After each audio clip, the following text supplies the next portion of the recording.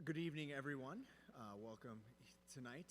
Today we're going to be talking about the Grafton High School and John Long Middle School switch to A.L.I.C.E safety protocols. I'm Kevin Deering. I'm the principal at John Long Middle School. Excited for this opportunity in our partnership with Officer Alfonsi, who will be leading us through our presentation here tonight, and to those at home joining us as well. Officer Alfonsi is going to walk through why we're making this switch, the importance of this switch, and our plan to roll it out with our students here at both the middle school and high school level. So in saying that, it's exciting for me and our partnership to welcome Officer Tony Alfonsi. All right. Thank you very much, Mr. Deering. Mr. Manti is here as well. Would like to welcome everybody this evening. We're here tonight to discuss the school district's transition to A.L.I.C.E protocols in terms of an active intruder response. So first of all, a little bit about me. I was hired by the Grafton Police Department in December of 2006. I've worked patrol since then for approximately 14 years. During that time on patrol, I was trained in crisis intervention and de-escalation strategies. I was also trained in the interdiction for the protection of children and human trafficking. I was also a once certified child safety seat installer and was appointed to school resource officer position in January of 2021. And in February of 2021 became certified as a school resource officer by the National Association of School Resource Officers. So, where are we currently? What is our current operation for a lockdown or an active situation in our buildings? We operate currently under a hold, lockdown, and evacuate protocol. For a hold, if a hold is announced throughout a building, the school's outer doors are locked and no one is allowed to enter the building during a hold. Classes continue as normal inside, and staff will keep students in their classrooms until they've been released, typically via the PA announcement system in the building. If we were to operate and go to a lockdown, if a lockdown is announced, that would mean that there is a serious emergency situation where the threat is either inside the school or on the property or very near the property. A lockdown would minimize access and visibility in an effort to shelter students, staff, and visitors in secure locations. All outer doors are locked. However, during a lockdown, it requires that all students be kept in the classrooms or designated locations that inner doors can be locked where possible. Entry to and exit from the building is restricted to only emergency services. During a lockdown, the lights are turned off. The blinds would be pulled if there is a blind. Cell phone use is heavily restricted. Everyone in the building should remain quiet. During a lockdown, school phones will not be answered either by the administration because they're going to be tending to whatever the situation is. As cell phone use is restricted, students are not allowed to use their phones until they're told they're able to use them. With the hold lockdown secure, we use a green card or red card system that each teacher has on their door or on the glass next to their door.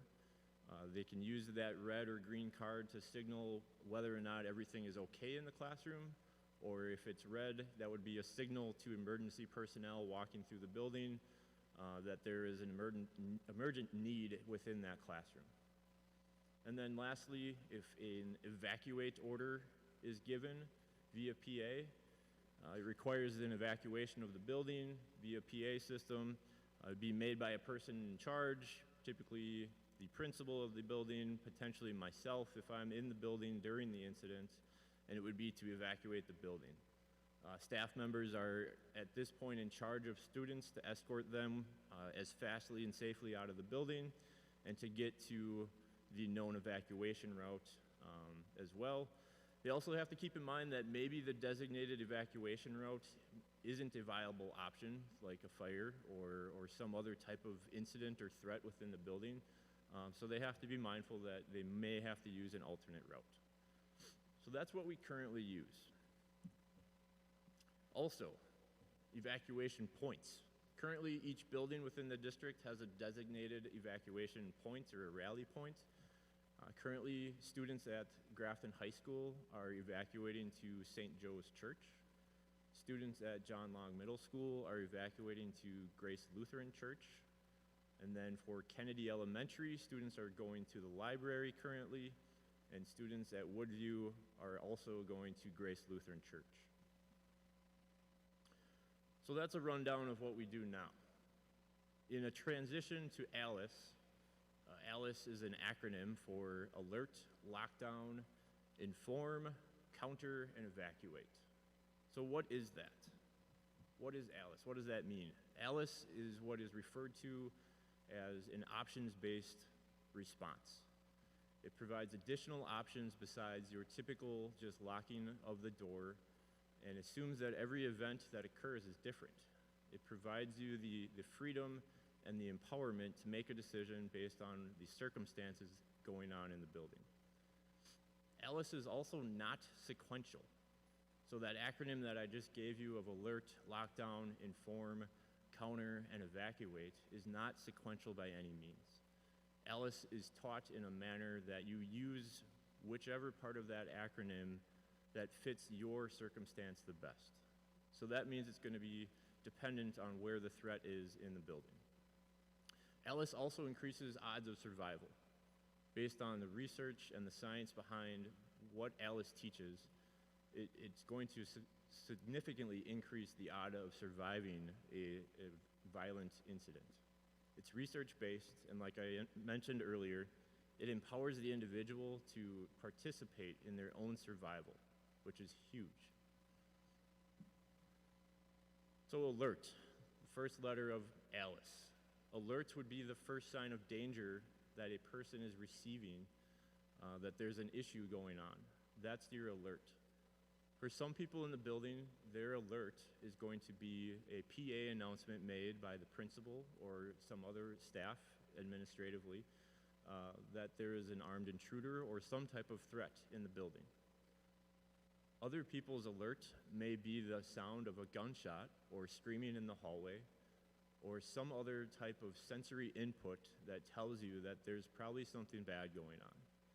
It can also be through a text or an emergency push-out message, and also potentially the use of the video boards and TV screens that we have in the hallways here in our buildings would be another way that someone could potentially receive the alert that there is a sign of danger in the building. Moving on to lockdown. So lockdown is very much still a viable option in the realm of A.L.I.C.E. A.L.I.C.E refers to lockdown as an enhanced lockdown. What that refers to is the ability to not only lock the door with the locking mechanism, but barricading the door and fortifying the door so that it cannot be broken into. That would include the use of an extension cord or a belt around the door handle itself and being held tight by an individual in the classroom. And it also is the moving of every potential item in the classroom in front of the doorway to provide that extra fortification so that no one can enter the classroom. Along with the enhanced lockdown, students and staff that are in a particular room that has enacted a lockdown are encouraged to spread out in the room and begin finding items in the classroom that they can use to counter someone should they make entry to that classroom. And counter will be explained in just a moment. Also with lockdown, you want to look for an alternative escape route from the room. A lot of classrooms have windows to the exterior of the building or to another part of the building, and that might be a viable option to break that window and get out of there while the classroom has the time to do so. And also with lockdown, when someone has the forethought or has enough mindset to do so, we encourage someone to dial 911 as well. Inform.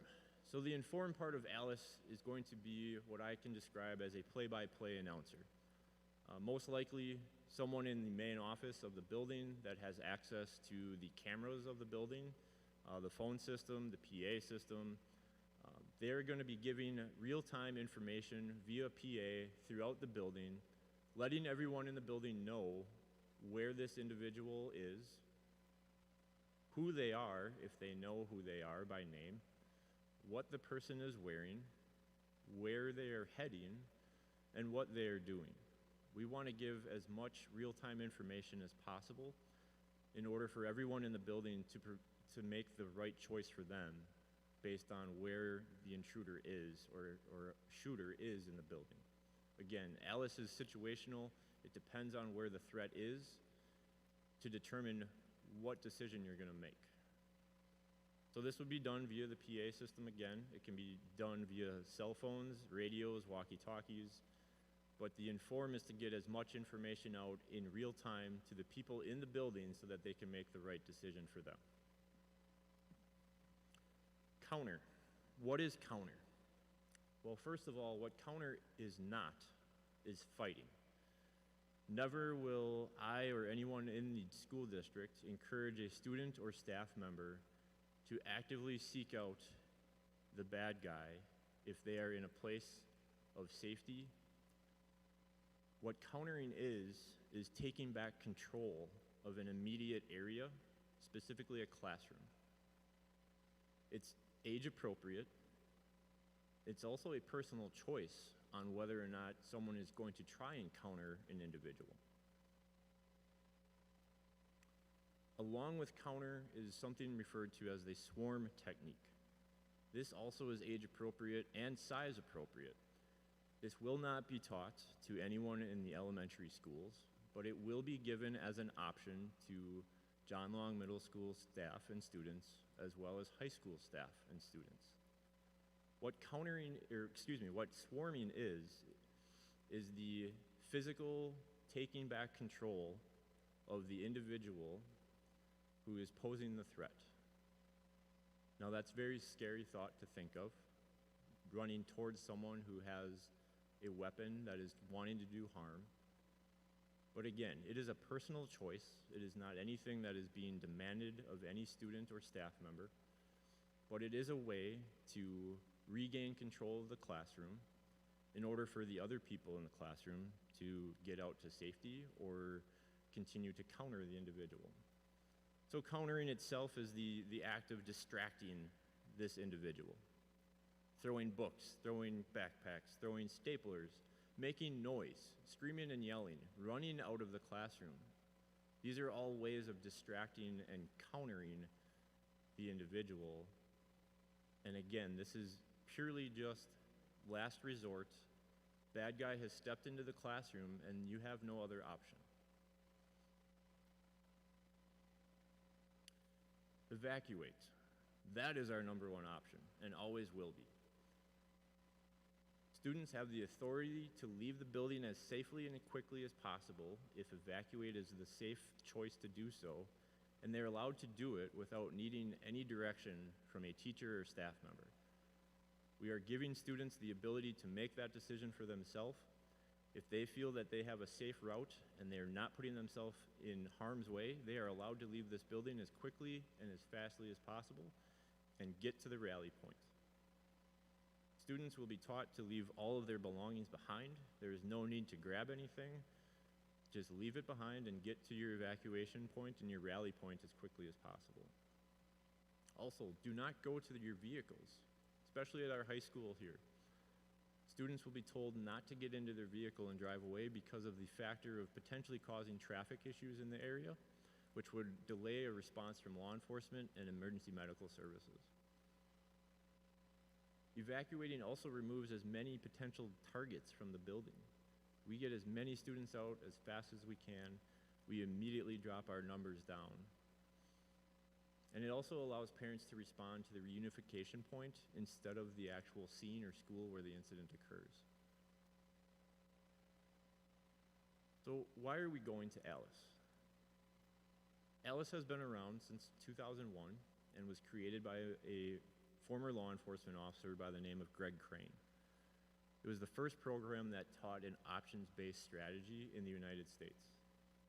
In 2008, Homeland Security, the National Tactical Officers Association, developed a program called the 3 Outs. It was called Get Out, Hide Out, and Take Out. And this was the federal government's first approach to an options-based strategy. In 2009, the International Association of Police determined that lockdown is not enough and that options are needed. In 2010, the New York Police Department conducted an independent study of active shooter incidents and found the recommendation is also for an options-based response. Continuing on, in 2013, the Department of Education, Department of Homeland Security, Department of Justice, the FBI, and the Department of Health and Human Services developed the Guide for Developing High-Quality Emergency Ops. And in that document, it clearly states that an options-based strategy is required. Also, locally, Mequon-Thiensville, Port Saukville, Cedarburg, Northern Ozaki school districts all are already using A.L.I.C.E. and have been for several years. Also, on the private side of things, Divine Savior, St. Francis Borgia, and the Rivers Edge Nature Center Elementary School also use A.L.I.C.E. as their safety protocols. And what this does from an Ozaki County standpoint is provides familiarity for a county-wide response should an incident occur. If every police department in Ozaki County has schools that use A.L.I.C.E., they are already up to speed on what the school is going to be doing as a response plan when they get here.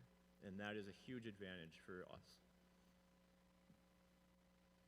A little bit to illustrate the passive versus proactive approach. Example, locking down and just waiting versus an options-based approach. I want to take a minute to look at what happened at Virginia Tech University. In the classrooms that conducted a passive approach of students and staff hiding under desks and tables, those classrooms suffered 28 deaths. In classrooms that used a proactive or active approach, students barricaded the door with a table and chairs. They sat against that barricade and actually ducked down, and no one was injured or killed in that classroom. The shooter never even made it in. In one of the other classrooms, the professor held the door shut while students jumped from a second-story window. 14 people were able to get out of that classroom safely. Eventually, the shooter did make it into that classroom. There were 2 people killed. So in several classrooms that had an active approach, there were 2 deaths. In classrooms that had a passive, just waiting and hiding approach, there were 28. So just an illustration of one incident that occurred across this country on the difference and the ability to really limit numbers by having an active approach and doing something. So my final thoughts on A.L.I.C.E. What I want you to remember and to consider. Number one, that options are definitely needed. We can no longer lock into a classroom and hope for the best. And we recognize that, and that's why we're moving to this. Evacuate will always be our number one option. I want kids and staff out of these buildings as safely as possible, and we will find them and rally them once they are out safely. And again, countering is always our last resort. I want you to think of countering in this way. Put yourself in your kid's classroom. You're learning, you're listening to your teacher, and now there's a bad guy in your classroom. What are you going to do? You got to do something, right?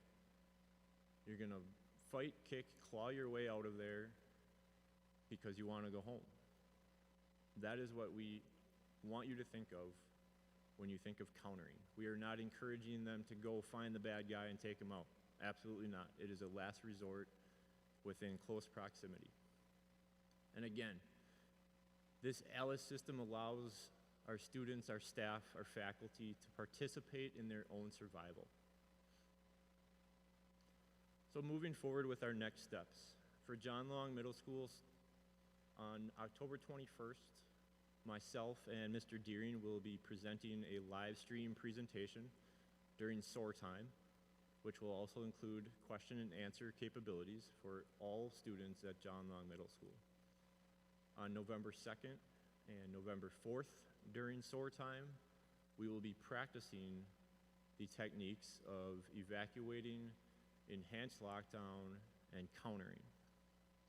And on November 8th, we will conduct a drill that will encompass all of these capabilities. And then in the future, we need to continue and schedule regular drills to reinforce the concepts of A.L.I.C.E. This is a total mind change for everybody, and it needs to be done consistently and practiced consistently in order to develop that change of mind. High school next steps. October 26th, homeroom presentation. Students here will be viewing a pre-recorded presentation done by myself and Principal Manti, and will also be led through a teacher-led question and answer. We will also be walking around during that time to potentially answer any questions as well. And on November 2nd and November 9th, we will be practicing concepts of A.L.I.C.E. during BHT time here at the high school as well. And again, scheduling out future drills, future practice, future conversations of A.L.I.C.E. to reinforce what they've learned. If you're looking for more information, I would direct you to alicetraining.com. They have an extensive frequently asked questions page, breaks it down by schools, 6 through 12, elementary school, businesses. There's a lot of information on that webpage that can hopefully answer any questions for you. There's also a YouTube video that's on here. You can YouTube search for A.L.I.C.E. Training. There are videos put out by the A.L.I.C.E. Training Institute, as well as numerous school districts across the country that have conducted their own A.L.I.C.E. training and can give a very real-world view on what the training itself looks like. If there's any questions, I'd be more than happy to answer them. If you want to email me or call me, this is my office phone number here, along with my school email address. I'd be happy to answer any questions that anyone has. You can also contact Principal Manti at the high school and Principal Deering at the middle school with any questions as well. I thank you for your time. This is a very serious topic. It's a very important topic to myself and all of the staff here at the schools. We thank you for your time and have a good night. Thank you.